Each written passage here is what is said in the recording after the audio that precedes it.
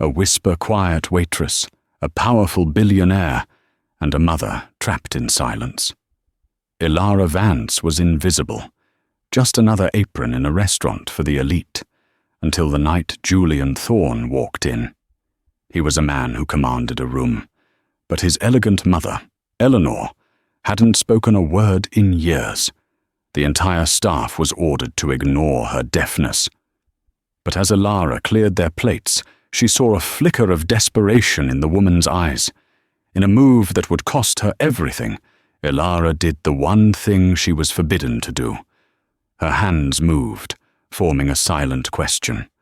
The answer she received would unravel a lie that had been protected by billions. The Aurelia wasn't just a restaurant, it was a stage. Every night, a performance of wealth and power unfolded on its plush carpets under the soft, forgiving light of crystal chandeliers. And in this theatre, Ilara Vance was a ghost. At 24, Ilara moved with a practiced invisibility.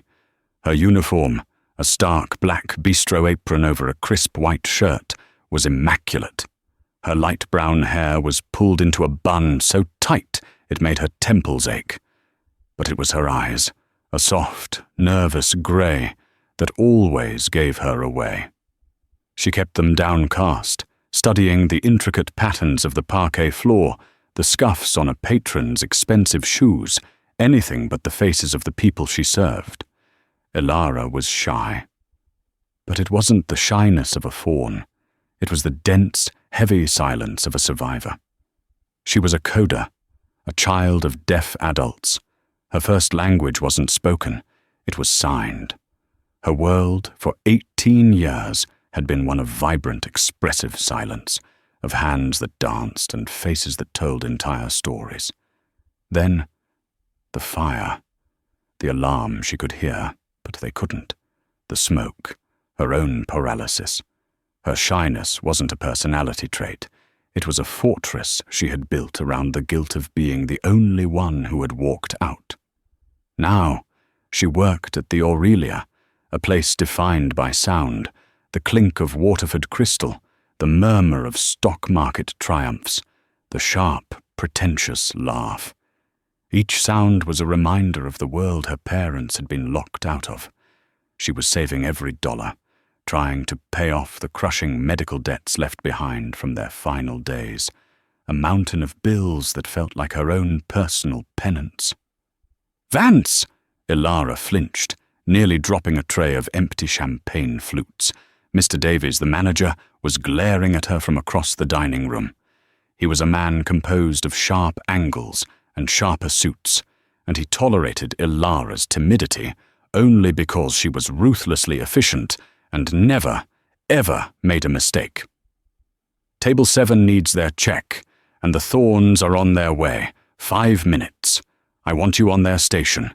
You and Sarah." Ilara's stomach turned to ice. The Thorns. Even in a place like the Aurelia, Julian Thorne was a different category of guest. He wasn't just wealthy, he was foundational. The Thorne name was carved into museum wings, university libraries, and the tallest skyscraper in the city, Thorne Tower. He was young, in his early 30s, and had inherited an empire. He was also, notoriously, the most difficult customer they had. "Me, sir," Ilara whispered, her voice barely audible. "Are you sure?" "Sarah always." "Sarah can handle the wine," Davies snapped. "You will handle the service. You are quiet, you are precise, and you don't chatter. Thorne hates chatter." He straightened his tie, his gaze sweeping the room. "And Vance? The mother will be with him. You know the rule." Ilara nodded, her throat tightening. She knew the rule. Everyone did. Julian Thorne's mother, Eleanor Thorne, was profoundly deaf. But the standing order at every establishment she visited was absolute. Do not acknowledge it. No one was to try to sign. No one was to speak to her directly. All communication, all orders, all inquiries were to go through her son. To the world, Eleanor Thorne was a beautiful, silent accessory, a porcelain doll her billionaire son carried with him. "He'll have the usual," Davies continued, "the Barolo decanted, and he'll want the corner booth. Make sure the lighting is subdued. Go." Elara scurried away, her heart hammering a frantic, trapped rhythm against her ribs. She hated this. She hated the charade. In her world, deafness was not a weakness. It was a culture. It was a language. It was her parents laughing at a signed joke, their hands a blur of motion. Here, at the Aurelia, it was a shameful secret, something to be hidden by a son's suffocating protection and a mountain of money. As she passed the bar, Sarah, her senior partner for the night, gave her a pitying look. "Good luck," Sarah murmured, polishing a glass. "Last time he was in, he sent back a $100 bottle of wine because he said the air in the room was too humid. And that was when he was in a good mood."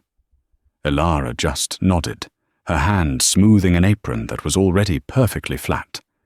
She felt the familiar coldness creeping into her fingers. She wasn't just shy tonight, she was afraid. She was afraid of the man who was coming, but she was even more afraid of the woman he was bringing with him, a woman who lived in a silent world that Elara understood better than anyone in this building, but was forbidden to enter. The double oak doors of the Aurelia swung open, and a hush fell over the front of the restaurant. It wasn't a silence of reverence, it was a silence of tension. Julian Thorne didn't walk, he conquered. He was tall, dressed in a bespoke suit of such a dark grey it was almost black, and he moved with an impatient energy that seemed to suck the oxygen from the air. His dark hair was perfect, his jawline sharp, and his eyes, a piercing shade of Arctic blue, were already scanning the room for imperfections. Behind him, a valet pushed an elegant, lightweight wheelchair. In it sat Eleanor Thorne. Eleanor was the ghost of a great beauty. She was in her late 50s, with silver-white hair coiled in a perfect chignon. She wore a simple, impossibly expensive-looking navy blue dress and a single strand of pearls.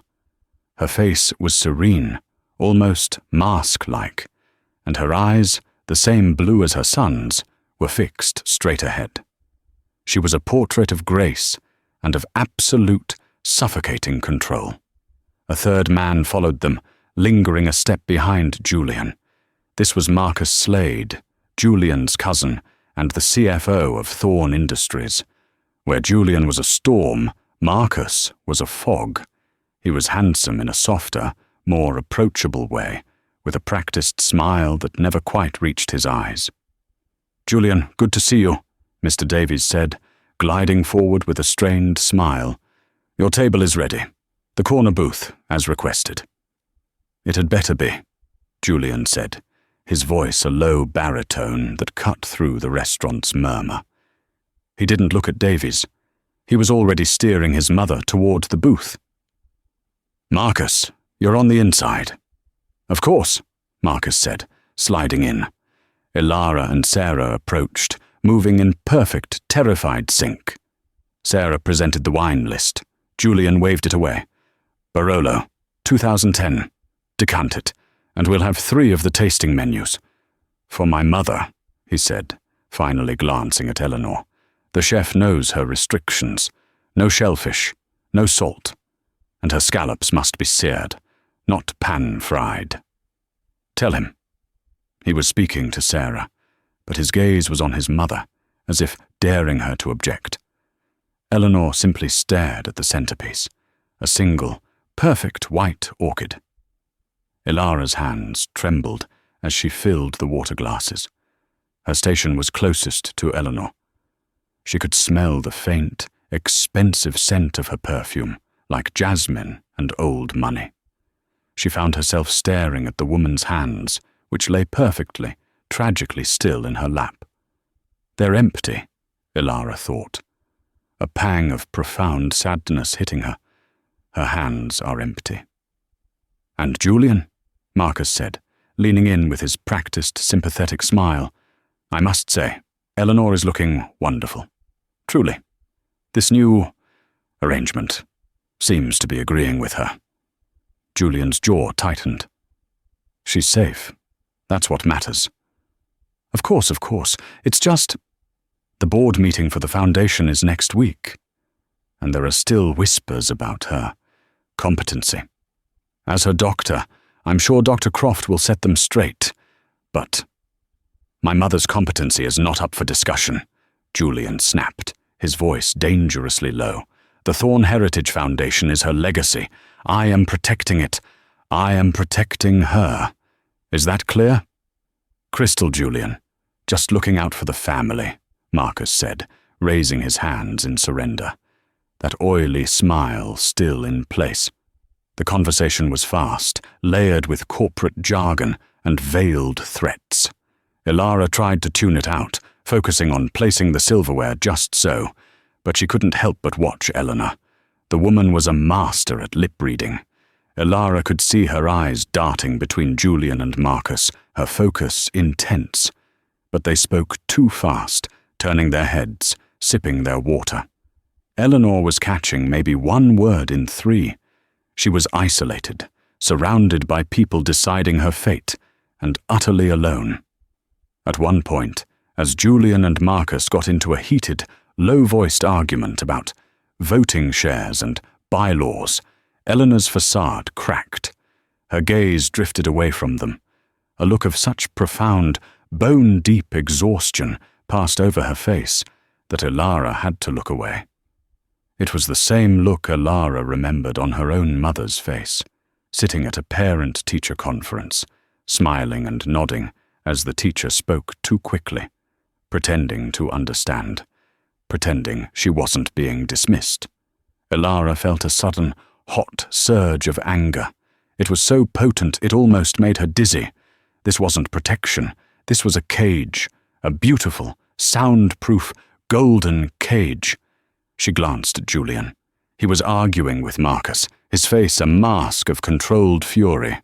He was so focused on the man opposite him, he had forgotten the woman beside him. Elara's gaze moved back to Eleanor. The older woman's eyes were closed now, as if just for a second, bracing herself. When she opened them, they met Elara's. It was an accident, a jolt. Elara's programming screamed at her to look away, look down, be invisible. But she couldn't. In that 1 second, Elara saw it all. The intelligence, the frustration, the loneliness, the suffocation. And in that 1 second, Elara Vance made a choice.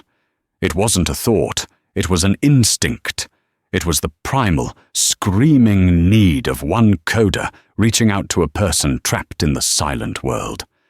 Elara's heart was a trapped bird. Julian and Marcus were locked in their debate. Mr. Davies was across the room. Sarah was fetching the wine. It was just her and Eleanor, locked in that silent, accidental stare. Elara's hands were at her side, partially hidden by her apron and the shadow of the large booth. She didn't even know she was going to do it until her fingers moved. It was a small, subtle gesture, a question she had signed to her own mother 1,000 times. Her right hand, with the A shape, thumb extended, brushed lightly down her chin. The sign for, "Are you okay?" It was a risk so profound it could end her career. It wasn't just breaking the Thorn rule, it was shattering it. It was an act of intimate, forbidden rebellion. For a heartbeat, Eleanor Thorne's face remained a perfect porcelain mask. Elara thought she hadn't seen. She thought she had imagined the connection. She felt a flush of terror and shame, and her hand snapped back to her sides. Then, slowly, Eleanor's left hand, which had been lying dormant in her lap, moved. It was a tiny, almost imperceptible motion. Hidden by the tablecloth, her fingers curled, her index and thumb touching, then opening. A small, repeated gesture. The sign for a little. Then her eyes flickered to her son, then back to Elara. She signed something new. Her hand formed the B shape, and she swiped it across her brow. Son. Then she made the sign for control, 2's hands, moving in an alternating, grasping motion. My son is controlling. Ilara's breath hitched. She hadn't just been seen. She had been answered. A secret, silent conversation was happening in the most public place in the city, under the nose of the most powerful man in the room. Ilara felt a desperate need to say more. I understand. I am a coder. But before her fingers could even form the letter C, Julian Thorne's head snapped around. He hadn't seen the signs. He had only seen the connection. He had seen the shy, invisible waitress, the one he hadn't even registered as human, locked in a silent, intense stare with his mother. He saw the change in his mother's expression, the flicker of life, of conspiracy, before she could smooth it away. What did you do? Julian's voice wasn't a shout. It was a low, lethal hiss. It sliced through the restaurant's ambience more effectively than a scream. The murmuring stopped. A fork clattered against a plate somewhere, the sound echoing in the sudden, terrible silence. Marcus Slade froze, his wine glass halfway to his lips, a look of sharp, predatory interest on his face. Mr. Davies began to move, his face ashen. What? Julian repeated, his blue eyes narrowing to chips of ice. Did you just do to my mother? Ilara was paralyzed. Her voice, her body, her very thoughts were frozen. She could only stare, her grey eyes wide with terror. Answer me! Julian slammed his hand on the table. The water glasses jumped. I... Ilara stammered, her voice a reedy whisper. Were you mocking her? Julian demanded, his voice rising. Did you think it was funny? A little joke for the staff? Miming? Is that what this restaurant allows? Mr. Thorne, I assure you, Mr. Davies said, appearing at the table, wringing his hands. Fire her, Julian said, his gaze fixed on Ilara. Sir? Fire her. Now. I want her out of my sight. I didn't. Ilara's eyes filled with tears, not of sadness, but of pure, adrenaline-fueled panic. She looked to Eleanor, a silent appeal for help.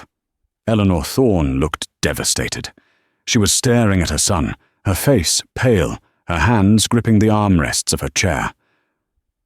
Julian, please, Marcus said, placing a hand on his arm. She's just a waitress. Don't make a scene. She upset my mother, Julian snarled, shoving his cousin's hand away. He turned his glare back to Mr. Davies. Get her out, now, or I will buy this building and have it torn down by morning. The threat was so absurd, so cartoonishly villainous, yet everyone in the room knew he could, and probably would, do it. Miss Vance, Mr. Davies said, his voice trembling. Go to my office, now. This was it, her job, her meagre savings, her penance, all gone in a single impulsive gesture of kindness. Ilara turned, humiliated, her face burning. She couldn't even look at the table as she stumbled away. But as she took her first step, a voice stopped her. It was a voice she had never heard. It was rough, thick with disuse, like a rusted hinge. Stop! Ilara froze. The entire restaurant froze. Julian Thorne's head snapped back to the table. Eleanor Thorne was leaning forward. Her hands were gripping the table's edge. Her knuckles were white. Her eyes were fixed on her son, blazing with a fire that Ilara had never seen. You, Eleanor said, her voice cracking on the single word. Stop, now! Julian Thorne stared at his mother. His face, moments ago a mask of rage, was now completely, utterly blank with shock. Eleanor Thorne had just spoken. The silence that followed Eleanor's spoken word was different. It was deeper, heavier, fraught with astonishment. Julian Thorne looked as if he'd been struck. He stared at his mother, his mouth slightly open. Even Marcus Slade looked genuinely stunned, his smooth facade completely gone. "Mother?" Julian whispered.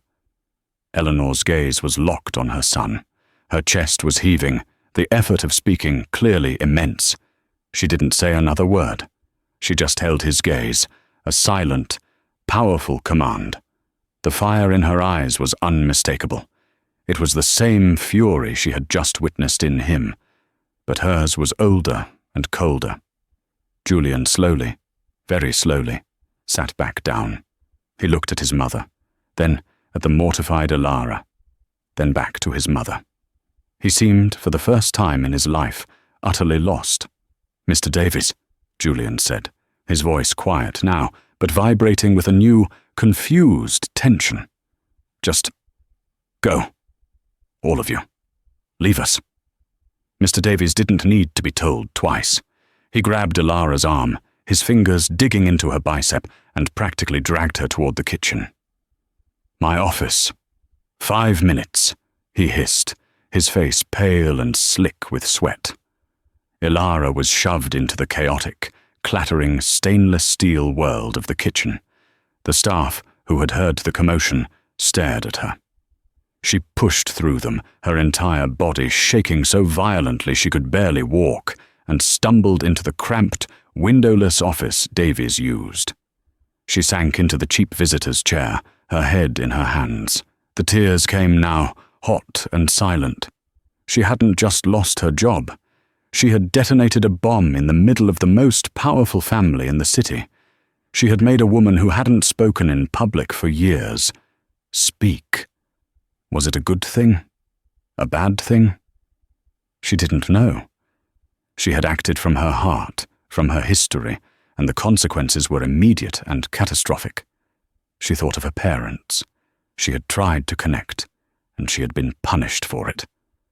The old familiar guilt washed over her. You always make things worse. She sat there for what felt like an hour, the sounds of the restaurant, service, plates, orders, slowly returning to normal, a tide washing back in after a storm. Finally the door opened. It wasn't Mr. Davies, it was Sarah, her fellow waitress. She was holding a small black linen napkin, folded into a tiny square. "Elara?" Sarah whispered, shutting the door. "Are you okay?" Elara just shook her head, unable to speak. "Davies is comping their entire meal. He's in full panic mode," Sarah said. "The Thorns are still at the table. They're not talking at all. It's weird. But a busboy, Miguel, he gave me this. He said the old woman, Mrs. Thorne, dropped it as he was clearing a plate. She looked right at him and pushed it off her lap. He said it was for you." Elara's head snapped up. Her hands were shaking as she took the folded napkin. It was thick, expensive linen. Tucked inside was a small, torn-off corner of the menu. On it, in shaky, slightly old-fashioned cursive, was an address. The Vandermeer Gallery, 1045 West 19th.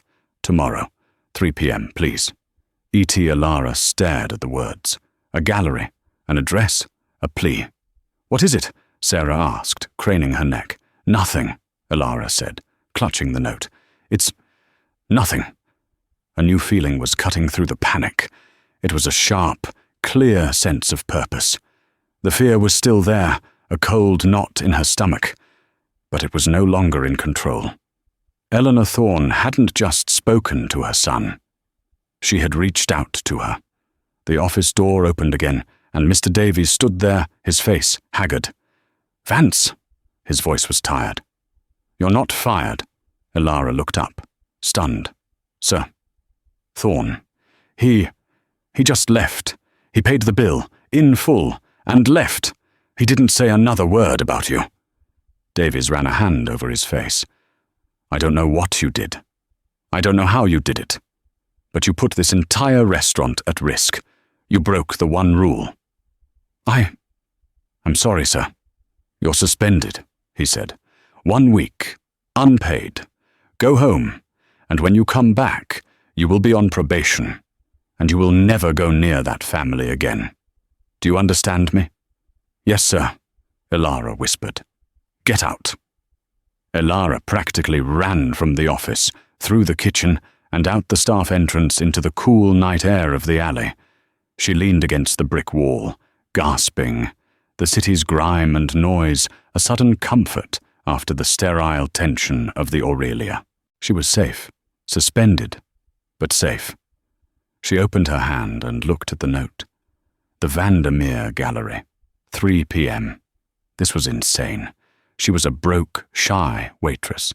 They were the Thorns. This was a world she didn't belong in, a fight that wasn't hers. Julian Thorne was terrifying. His rage was a physical force. Getting involved was madness. But then she thought of Eleanor's face, the desperation, the flicker of life. She thought of her hands, lying still and empty in her lap. And she thought of her own parents, and the fire, and the silence. "I froze then," she whispered to the empty alley. "I'm not freezing now." She clutched the note and walked out onto the street, her decision made. The next day, Ilara woke up in her tiny studio apartment, a cramped space above a noisy bakery. The smell of yeast and sugar was a constant, usually comforting presence, but today it just made her nauseous. Her suspension felt less like a reprieve and more like the quiet before an avalanche. She spent the morning pacing, the small napkin with Eleanor's handwriting sitting on her worn-out kitchen counter. This was her chance to walk away. She could tear up the note, serve her suspension, and return to her invisible life. Julian Thorne would forget her. It would all go back to normal, but she knew it wouldn't. The mask had slipped. She had seen the person behind Eleanor's elegant facade, and Eleanor had seen her. More than that, she had seen Ilara's language. Ilara's entire childhood flashed before her. She remembered her father, a carpenter with huge, calloused hands, signing a funny story about a customer, his expression so vivid, the whole kitchen seemed to shake with his silent laughter. She remembered her mother, a librarian, teaching her to sign Constellation and Revolution, her fingers painting pictures in the air. Their world was rich and full. Then the fire alarm, a high-pitched electronic shriek. Ilara, at 13, had woken to it, smelling the acrid smoke. She had run to her parents' room. They were asleep. The special strobe light alarm, the one that was supposed to flash, had failed. She had shaken them, tried to sign fire and hurry, but her hands were clumsy with panic. She had screamed, a useless sound. And then she had run. She had run out of the house, screaming for help, and by the time the fire department arrived, it was too late. Her guilt was a cold, permanent resident in her chest. She had failed them. Her voice hadn't mattered, and her hands had frozen. Her shyness, her silence, was a memorial to that failure. Until last night. Last night, her hands hadn't frozen. They had moved. They had worked. At 2:45 p.m., Ilara stood outside the Vandermeer Gallery. It was a sleek, minimalist building in a part of town where the very air seemed filtered. She wore her only nice outfit, a simple black dress and flat shoes. She felt like a crow in a flock of peacocks. Taking a deep breath, she pushed open the heavy glass door. The gallery was cool and silent, the floors a pale, polished concrete. There were only a few other patrons, murmuring quietly in front of large, abstract canvases. "Can I help you?" a woman at a futuristic-looking desk asked, her tone implying Ilara was lost. I'm here to meet Mrs. Thorne," Ilara said, her voice small. The woman's expression changed instantly from dismissal to sharp attention. "Of course, she's in the private viewing room. This way." Ilara was led down a short hallway to a set of frosted glass doors. The attendant opened one. "She's waiting for you." Ilara stepped inside. It was a small, plush room, dominated by a single, massive painting of a tumultuous sea. Sitting on a bench in front of it, bathed in a soft spotlight, was Eleanor Thorne. She was alone. She was dressed more casually today, in elegant cream-colored trousers and a silk blouse, but she still radiated that same contained, quiet energy. She turned as Ilara entered. A slow, grateful smile spread across her face. Ilara's hands instinctively rose. "You came," Eleanor signed. Ilara smiled back, the tension in her chest easing, replaced by the familiar, flowing comfort of her native language. "I'm here. Are you safe? How did you get away?" Eleanor's hands moved with a fluid, articulate grace that was breathtaking. She had been starved of this. "My son," she signed, her expression complex, a mix of love, exasperation, and deep sadness. "He's confused. After last night, he's terrified. He thinks you're a threat. He doubled my security. But I've been coming to this gallery for 20 years. My driver, Michael, is loyal to me, not to Julian. I told him I needed an hour. He gave me 30 minutes. 30 minutes, Ilara said, speaking and signing at the same time, a habit from her childhood. Mrs. Thorne, Eleanor, what is going on? Last night. Eleanor held up a hand. First, thank you. What you did. No one has done that for me in 5 years. Not since my husband, Arthur, passed away. You spoke my language. You saw me. I am a coder, Ilara signed. My parents were deaf. Eleanor's eyes widened, and then filled with a profound, aching understanding. She reached out and gripped Ilara's arm. Oh, my child, then you know. You know what it's like to be trapped between worlds. I know, Ilara signed, her voice thick. Julian, Eleanor continued, her signing becoming faster, more urgent. He was not always like this. When his father was alive, our house was loud. Arthur learned ASL for me. Julian grew up with it. We were happy. But when Arthur died, Julian broke. He sees me as fragile, as his last link to his father. He thinks he's protecting me. Protecting you, by isolating you, by forbidding sign. Eleanor's face darkened. That is not Julian. That is Marcus. Your cousin? Julian's cousin. Marcus Slade. He's poison, Ilara. He has convinced Julian that my deafness is a liability, that our business rivals see it as a weakness, that by signing, I look incompetent, that by speaking as I did last night, I seem erratic and unstable. He has spent 5 years whispering in Julian's ear, turning his grief into paranoia.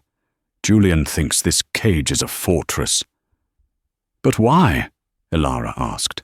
What does Marcus want?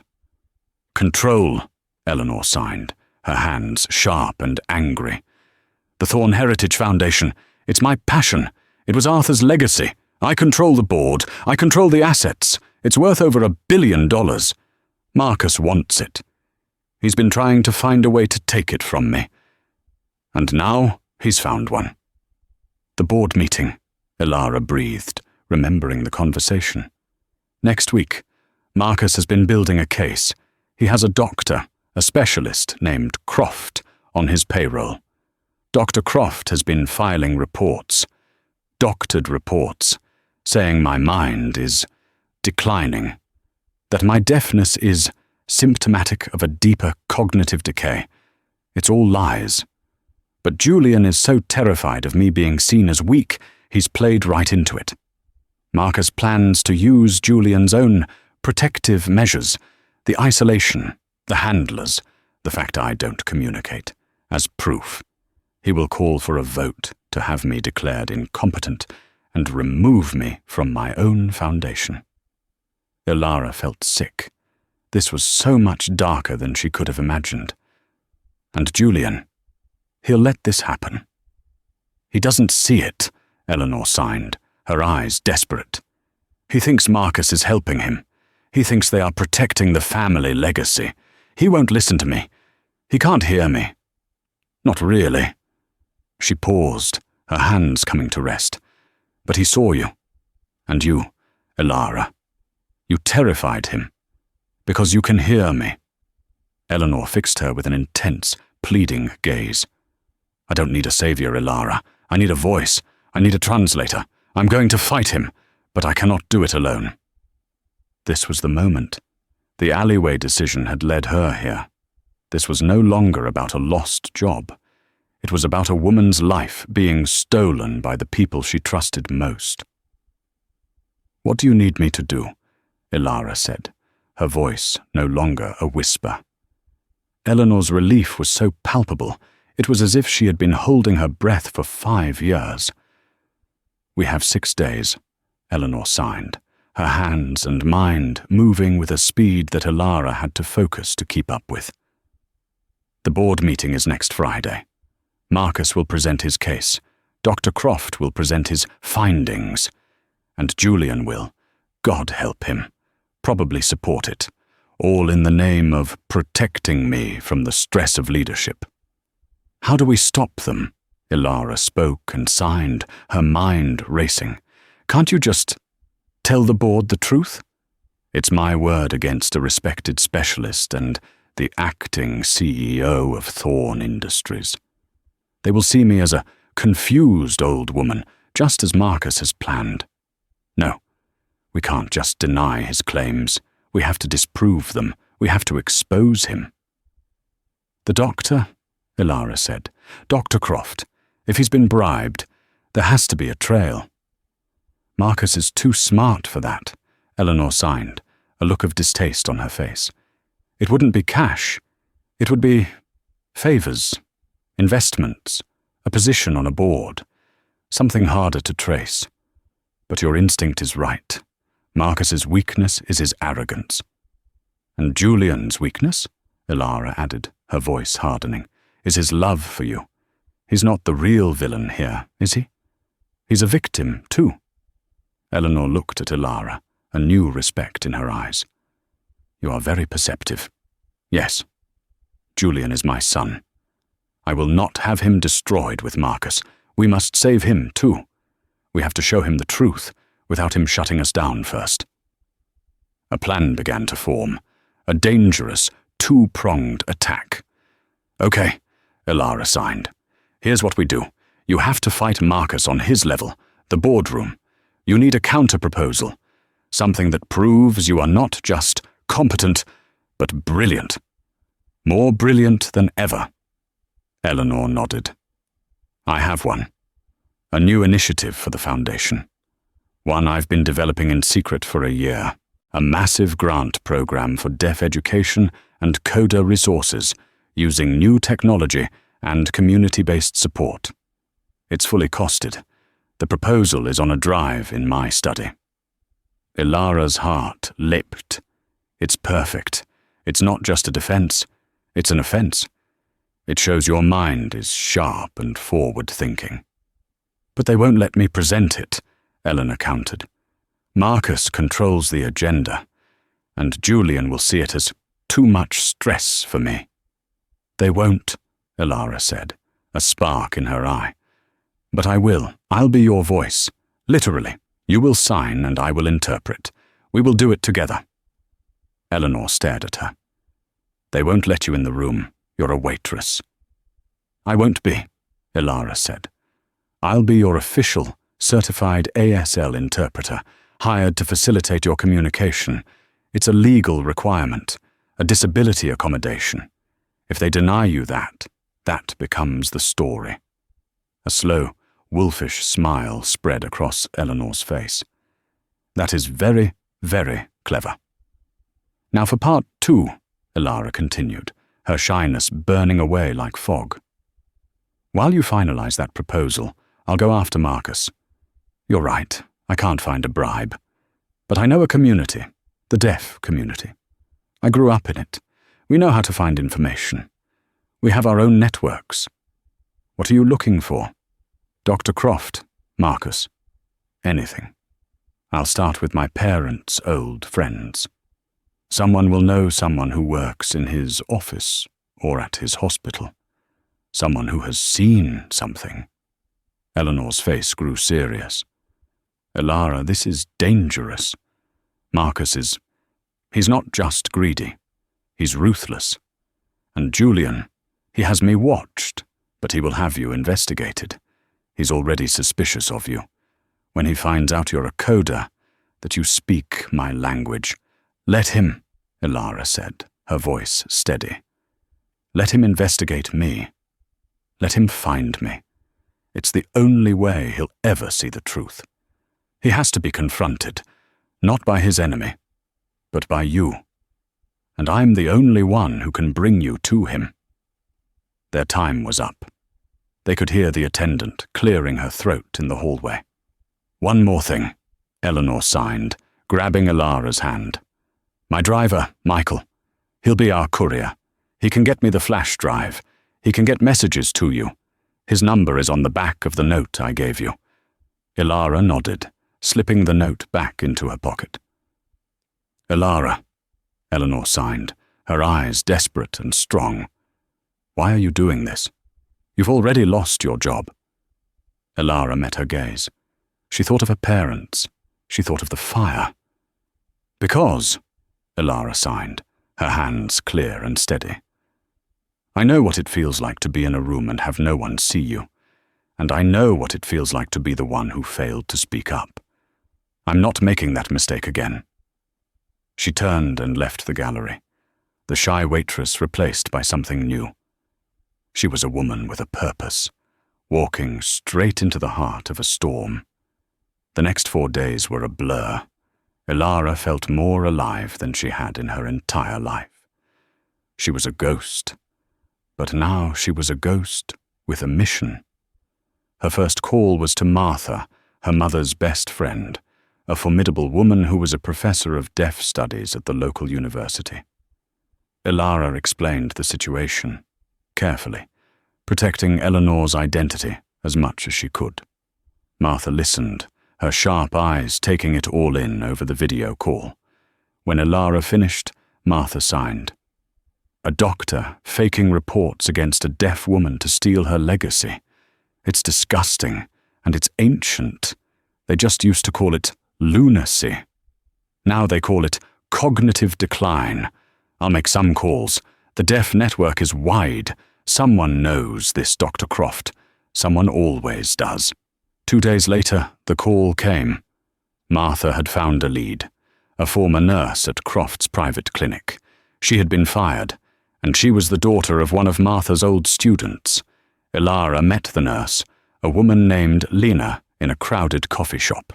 Lena was nervous, but angry. Dr. Croft, he's a hack, Lena said, stirring her coffee so hard it sloshed over the rim.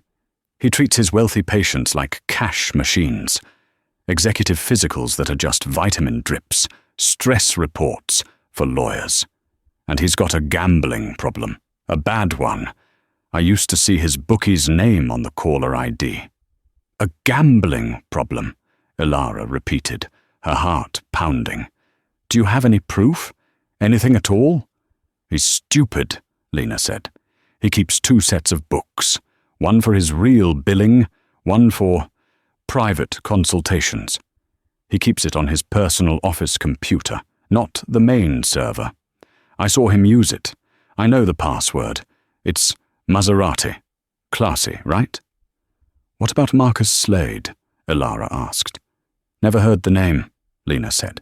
But there was one patient, MS, who paid a lot. Always in consultation fees. But he never came in. The payments were huge, and they always happened right before Croft paid off a big debt. This was it. The link. Meanwhile, Elara knew she was being watched. A sleek black car, not the one she'd seen Julian in, was parked across from her apartment building for 2 days straight. They were clumsy. Julian's men. They were investigating the waitress. Good. On the 5th day, she got the package from Michael, the driver. It was a slim flash drive. She plugged it into her laptop. Eleanor's proposal was brilliant. It was 40 pages of dense, perfectly argued data, market analysis, and a compassionate, revolutionary plan to build resource centers for deaf youth. It was the work of a CEO, not an invalid. Ilara spent that night translating the entire document, preparing her own notes, rehearsing the speech, learning the rhythm of Eleanor's written voice. The next day, the day before the board meeting, she knew it was time. She couldn't just ambush Julian in the boardroom. She had to break his defenses before the battle. She had to show him the truth, now that she had it. She called the private number Michael had given her, the one for Julian's personal assistant. Mr. Thorne's office. "My name is Ilara Vance," she said, her voice clear. "I need to speak to him. Tell him it's about his mother. Tell him I have the MS files from Dr. Croft's computer." She hung up. She waited. The black car was still outside. She was terrified. She was baiting a lion. 10 minutes later, her phone rang. An unknown number. "My office. Thorne Tower. 1 hour," Julian's voice said. And the line went dead. Thorne Tower was a monument to power. Ilara walked into the lobby, her old black dress her only armor. The security guard had her name. She was sent to the penthouse floor. The elevator doors opened directly into his office. It was a vast space, with floor-to-ceiling windows overlooking the entire city. And there, standing in front of the window, a dark silhouette against the setting sun, was Julian Thorne. "You're taller than I remember," he said, not turning around. "You have 60 seconds to explain why I shouldn't have you arrested for extortion." "I don't want your money, Mr. Thorne," Ilara said. She was surprised to find her voice wasn't shaking. He turned. His face was drawn, tired, and full of a cold, exhausted anger. "No." "What then? A job? You find out I have a deaf mother. You learn a few signs at the restaurant, and you think you've found a golden ticket." "My parents were deaf," Ilara said flatly. "I'm a coder. My first language was American Sign Language. What you saw at the restaurant wasn't an attack. It was a greeting." Julian's composure cracked. He hadn't known. His investigators were good, but Ilara's past was quiet. "A coder?" "Yes. And when I signed, "Are you okay?" To your mother, she signed back, "No, help." And then she signed, "My son is controlling." Julian's face flushed dark red. "You're lying. My mother, she hasn't signed in years." "She hasn't signed to you," Ilara said, stepping forward. "You took her language, Mr. Thorne. You and Marcus Slade." "You will not speak his name," Julian warned. "I will," Ilara said, her voice rising. "You're grieving. You're so terrified of losing her. You've locked her in a box. But Marcus isn't protecting her. He's using your fear. He's using your protection as evidence to have her declared incompetent." "That's a lie. He's family. He's protecting our legacy. My mother, she's not well. She's confused." "Is this the work of a confused woman?" Ilara pulled the flash drive from her pocket and threw it on his vast, empty desk. "That's a 40-page proposal for the foundation. She wrote it herself. In the last year. In secret. While you were treating her like a child." Julian stared at the drive, but didn't touch it. "And this," Ilara said, pulling a second drive from her other pocket, the one Lena had given her. "This is a copy of Dr. Croft's private ledger, the one he keeps on his Maserati computer. It shows every payment from MS for the last 3 years. Payments that line up perfectly with his gambling debts. Marcus isn't just whispering, Mr. Thorne. He's paying to have your mother erased." Julian looked from the drive to Ilara's face. He was searching, desperately for the lie. He saw none. He saw only a terrible, clarifying truth. He saw the shy waitress from the restaurant, but her eyes were not shy now. They were blazing. "Why?" he whispered. "Why would you do this?" "Because your mother asked me to," Ilara said. "And because I know what it's like to fail the people you love. You still have a chance not to. You are being manipulated, but you are not the villain. Not yet."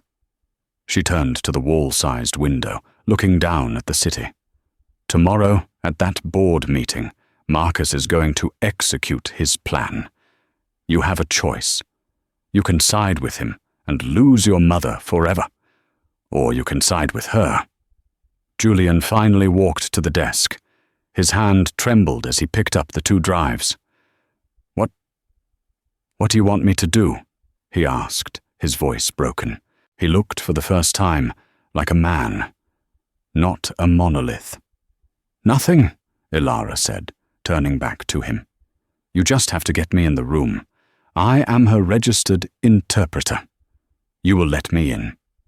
And then, for the first time in 5 years, you're going to sit down, be quiet, and listen to your mother." The Thorn Heritage Foundation boardroom was on the 40th floor. It was a cold, imposing room, dominated by a 50-foot table of polished black granite. The mood was somber, the air thick with the smell of expensive coffee and self-importance. Julian Thorn sat at the head of the table, his face an unreadable mask of stone. Marcus Slade sat to his right, shuffling papers, a look of cool confidence on his face. He nodded sympathetically to the other board members. Dr. Croft, looking nervous, sat against the wall. "If we're all here," Marcus began, his voice smooth as honey, "we can begin. We have a difficult matter to discuss. As you know, we all love my aunt, Eleanor. Her guidance of this foundation has been legendary." He paused, his face the picture of false grief. "Which is why it is with the heaviest of hearts that I must address her recent decline." He launched into his speech. He was brilliant. He wove a tale of a beloved matriarch lost in a fog of confusion. He used Julian's protective measures as his primary evidence. Her son Julian, in his infinite love, has had to shield her from the world. She no longer attends functions. She requires 24-hour care. She has episodes of agitation, of erratic speech. It's a tragedy. But we, as fiduciaries, must act. I have a report from her specialist, Dr. Adrian Croft. Dr. Croft stood, cleared his throat, and began to read a prepared statement full of medical jargon. "Progressive cognitive decay, auditory-based sensory deprivation, resulting in paranoid ideation. Recommend a full medical conservatorship." It was a flawless execution. The board members, most of them old friends of the family, looked devastated. A woman at the end of the table dabbed her eye. "Therefore," Marcus said, moving in for the kill, "I must move for a vote, to relieve Eleanor Thorn of her duties, for her own health, and to appoint a new acting head of the foundation, pending a full competency hearing. I, of course, would be willing to step into that role." "The motion is on the table," a board member said sadly. "Is there any discussion?" The room was silent. "Wait." Julian's voice cut through the silence. It was quiet, but it landed like a gavel. Marcus looked at him, surprised. "Julian, I know this is hard." "She's not here to defend herself," Julian said, his eyes cold. "It seems improper." "Julian, we discussed this," Marcus said, his smile tightening. "Bringing her here would be cruel. It would only confuse her." "Let's find out," Julian said. He pressed a button on the intercom on his desk. "Send them in." Marcus's blood ran cold. "Send who in?" The large double doors at the end of the boardroom swung open. 2 people entered. The first was Ilara Vance, dressed in her simple black dress, her face calm and determined. The second was Eleanor Thorne. She was not in a wheelchair. She was walking. She moved with a slow, deliberate grace, her silver-white hair shining under the lights. She wore a sharp, crimson-red suit, a colour of undeniable power. She looked, in every way, a queen. The entire boardroom gasped. Board members who hadn't seen her on her feet in years stared, their mouths open. "What is this?" Marcus sputtered, rising from his chair. "Julian, this is a circus. This woman, this waitress, she's some con artist. She's been manipulating my aunt." "She is my mother's certified ASL interpreter," Julian said, his voice flat. "And she is here at my mother's request. Mrs. Thorne has a presentation." "A presentation?" Marcus laughed, a high, nervous sound. "This is absurd. She can't—" Eleanor Thorne walked to the head of the table, opposite her son. Ilara stood beside her. Eleanor looked at Marcus. Her face was not angry. It was not sad. It was cold. Then she began to sign. Her hands moved, not with the weakness Marcus had described, but with the sharp, precise, articulate energy of a CEO. Ilara's voice, clear and strong, filled the room. "Good morning, gentlemen. And Madeline," she said, her voice a perfect echo of the power in Eleanor's hands. "I apologize for my theatrical entrance. But as you have been discussing my decline, I felt it was better to show you, rather than tell you." Marcus was white as a sheet. This is a trick. Julian, stop this." Julian just watched his mother, his expression unreadable. Eleanor continued, her hands a blur. "For the last 5 years," Ilara translated, "you have been told I am unwell. The truth is, I have been silenced. But I haven't been idle. For the last year, I have been developing the new cornerstone of the Thorne Foundation. I call it Project Coda, a $100 million initiative to fund and build combined deaf education and hearing integration centers in 20 cities. Ilara, please bring up the file." Ilara plugged the flash drive into the table's port. The 80-inch screen at the end of the room lit up. Eleanor's 40-page proposal, complete with graphs, budgets, and architectural renderings, filled the screen. The board was mesmerized. Eleanor and Ilara walked them through the entire proposal. Her command of the data was absolute. She anticipated questions. She detailed risk. She outlined a visionary future for the foundation. It was a masterful performance. When she finished, the room was silent. "That," said Madeline, the woman at the end of the table, "is brilliant, Eleanor. Absolutely brilliant. But," Marcus stammered, "her health. Dr. Croft," he said. "Ah, yes. Dr. Croft," Eleanor signed, turning her cold gaze to the doctor, who was sweating through his suit. "I believe Dr. Croft has his own extracurricular interests," Ilara's voice continued. "On this drive, I have a copy of his private ledger. It details numerous consultation payments from a client identified as MS. These payments correlate perfectly with large and apparently successful bets on the European racing circuit. I wonder, Marcus, do you happen to follow the races?" Marcus Slade's face collapsed. The game was over. "This is," he tried, "slander. It's bank records," Julian said, his voice now full of a quiet, terrible power. He slid a file across the table. "My own investigators confirmed it this morning.